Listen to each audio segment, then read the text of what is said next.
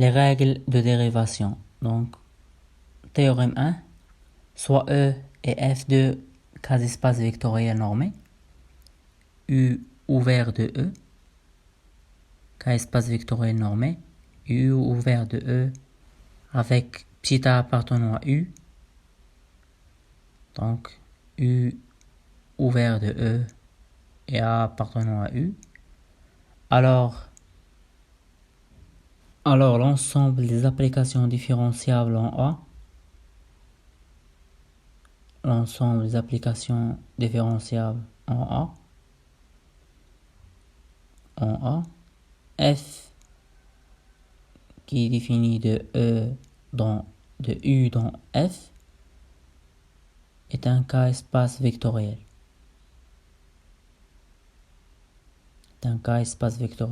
Et l'application qui définit sur l'ensemble des applications différenciables dans l'ensemble des applications linéaires continues définies par f' de A. I linéaire est égal à Tf en A. En d'autres termes, si f et g, deux fonctions définies, par exemple c'est f défini sur u dans f, sont différenciables en A, alors pour toute lambda appartenant à K, et on a lambda f plus g est différenciable en A, et on a lambda f plus g prime en A égale à lambda f prime en A plus g prime de A. Pour le théorème 2, il dit que soit f et e et g 3 cas espace vectoriel normé, U ouvert de F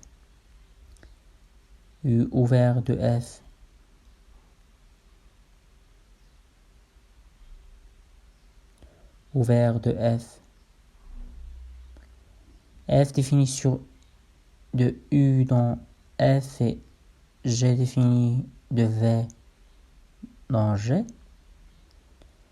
On suppose que F de U inclus dans V et que F est différenciable en un point A et que G est différenciable en A. Que G est différenciable en F de A. G est différenciable en F de A. B égale à F de A.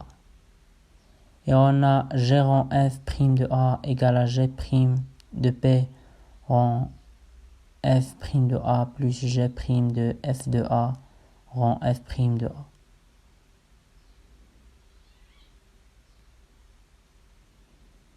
Voilà.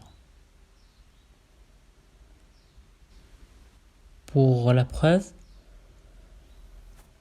on a f de A plus h moins f de A moins f' de A point h égale à phi de h et g de A plus k moins g de B moins g' de B scalaire k égale à psi de k.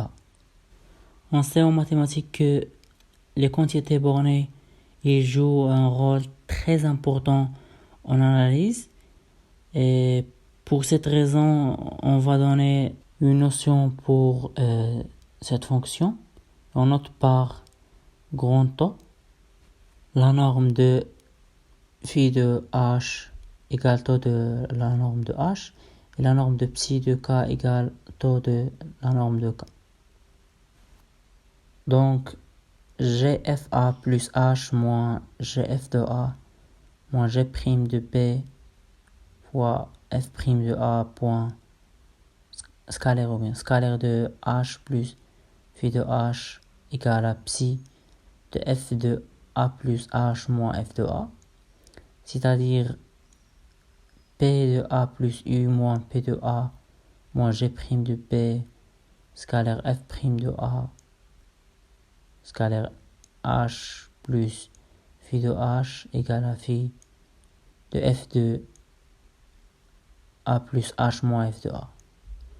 D'où p de a plus h moins p de a moins g de b rend f' de a scalaire h égale à psi de f de a plus h moins g de a plus g' de b scalaire phi de h.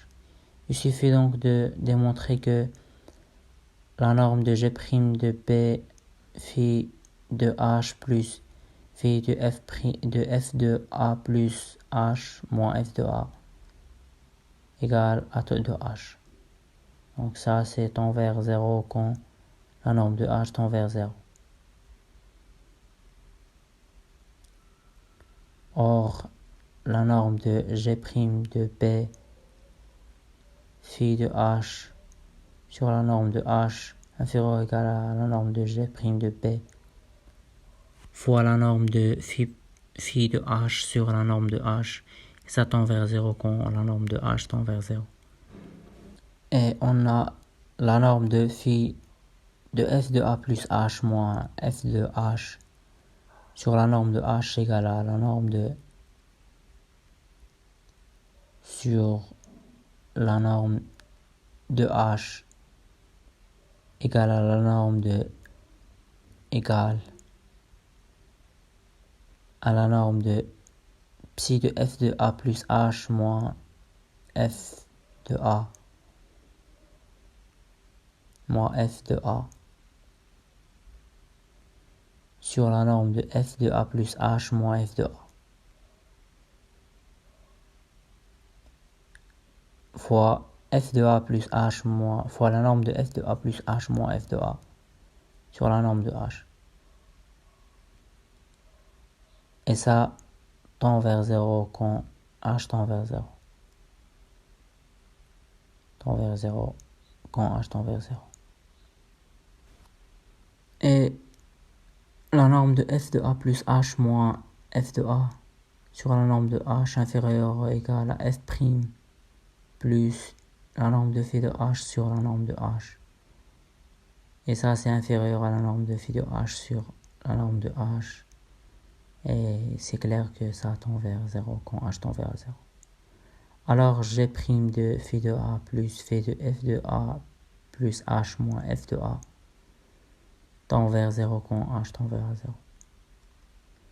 Pour la théorème 3, c'est la différentielle de la fonction réciproque.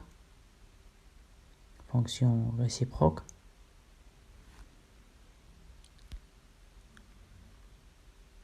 Soit f un homéomorphisme, soit f un homéomorphisme. On dit qu'une application est un homéomorphisme, c'est f est continu et f moins 1 continu et f est de classe C1. D'une partie ouverte, U d'un cas-espace vectoriel normé E sur une partie ouverte V d'un autre cas-espace vectoriel normé F. Et soit G égale à F moins 1, l'homéomorphisme inverse.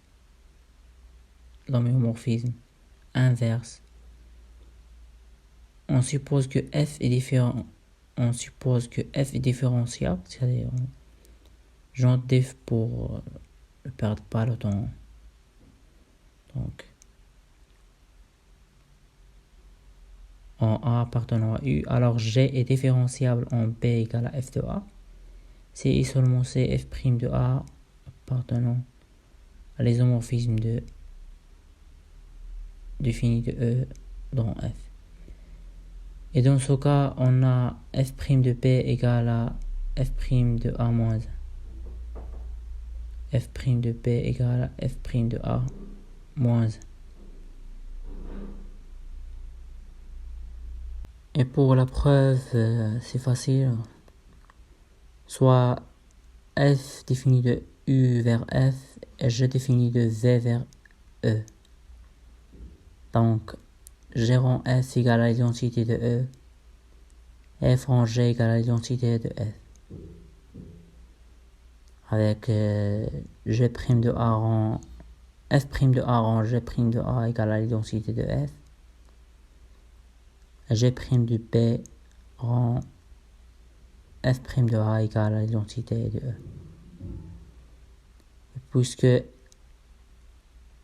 f' appartenant à l'isomorphisme défini de e dans f, alors f' de a rang g' de b égale à g' de b rang f' de a. Parce que f est isomorphisme de e dans f. Et ça implique que g' de b égale à f' de a moins 1. Voilà. Maintenant, je propose le corollaire suivante. C'est la formule de Leibniz. Formule de Leibniz.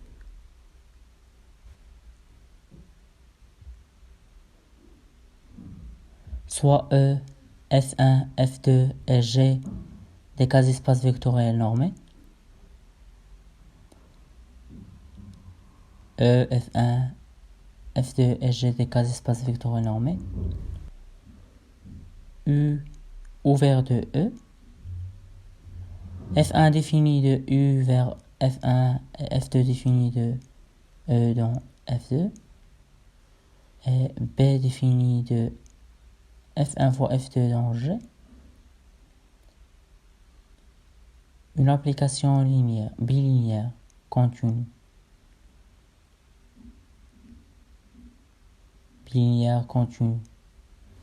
Si F1 et F2 sont différenciables en A appartenant à U, alors l'application G' de A scalaire H égale à B de F' de A1 plus H F' de B plus B de F1 de A F2 A scalaire H. Donc G' de A fois H égale à B rond F' de A H scalaire H égale à B' de F2 A rang F' de A scalaire H égale à B' de F de A rang F'1 de A scalaire H scalaire F' de A2 H égale à B F1 de A H F de A plus B rang F de A F de A de scalaire H. Maintenant, on passe à la théorème 4. Soit E, F1, F2 jusqu'à Fp des quasi-espaces vectoriels normés et U ouvert de E. Et F défini de U vers F qui est défini par F1, F2 jusqu'à Fp. Pour tout x appartenant à U, f de x égale à f1 de x, f2 de x jusqu'à fp de x. Alors f est différenciable en un point A appartenant à U si seulement si point, c'est pour tout point y appartenant à 1 jusqu'à pi. F est différenciable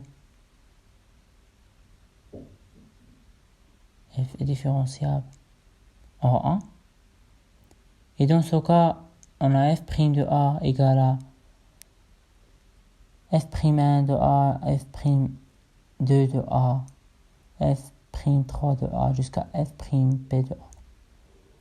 C'est-à-dire que pour tout h appartenant à E, f' de A scalaire H égale à f1 de A scalaire H1 plus jusqu'à f' de A p scalaire H. Donc, pour la preuve, On suppose que f est différenciable en A appartenant à U. On a f défini de U vers fi qui est égal à f1, f2 jusqu'à fp, qui associe x à f1 de x jusqu'à fn de x. Donc, f défini de U vers fi, qui associe x à f de 1 de x jusqu'à fn de x. Le truc, c'est on considère la projection canonique PI. Donc, on considère la projection canonique PI de f sur fi, qui est associée y1, y2 jusqu'à rn et yn vers yi. Et on a f de i égale à pi rang f. Donc, pour tout A appartenant à U, et on a f i égale à p rang f, et on a pour tout A appartenant à U f'1 de A égale à p f' i de A égale à pi de f' de A rang f' de A. Donc P est différenciable parce que P est une application linéaire et continue. Alors f' i de A égale à f' 1 de A plus f' 2 de A jusqu'à f' de n. Voilà. Plus jusqu'à f' n de A. Pour la deuxième application, donc, maintenant on suppose que fi est différenciable en A et on considère l'injection canonique vi qui est définie de fi dans f qui est associée yi à 0, 0, 0, jusqu'à y1, etc. 0, 0, 0, 0. Voilà. Donc, on a fa égale à f1 de A, f2 de A jusqu'à fn de A. Et ça égale à f1 de A 0, 0, 0 plus 0f2 de A plus 0, 0, 0, 0, 0 jusqu'à l'infini, jusqu'à fn de A. Donc jusqu'à le nème 0, et etc. Donc plus 0, 0, 0 jusqu'à fn de A. Et ça, on trouve enfin, c'est la sommation de vi rang fi de A pour i allant de 1 jusqu'à n. Et cette sommation est différenciable. Donc v est différenciable parce que c'est une application linéaire continue.